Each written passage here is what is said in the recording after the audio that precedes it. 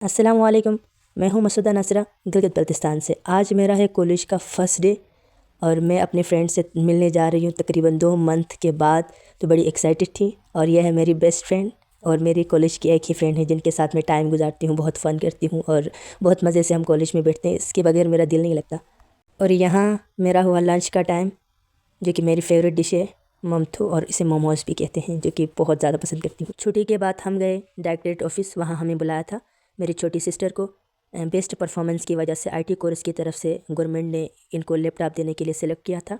वहाँ पे गए तो मेरी बहन बहुत ज़्यादा खुश थी, तो इसे मिल गया लैपटॉप। अब आखिर तक ज़रूर देखिएगा और मेरी बहन को बहुत बहुत मुबारकबाद दे और इसी तरह अल्लाह पाक उनको तरक्की दे, खुशियाँ नसीब करे। और ये हमारे लिए बहुत खुशी का दिन था। फिर हम लैपटॉप लेके बाहर आए तो यहाँ मेरी बहन की शूटिंग हो रही है। यहाँ मेरी सिस्टर ने लैपटॉप कार्टन से बाहर निकाला और बैग के अंदर डाल रही है। यहाँ आई मैं अपने घर की तरफ वापस, और आप सबसे रिक्वेस्ट है कि अपनी कीमती राय ज़्यादा ज़रूर कीजिएगा। अल्लाह हाफ़िज़। अल्लाह आप सबको सलामत रखे। अल्लाह आप सबको ढेर सारी खुशियाँ नसीब करे। बाय।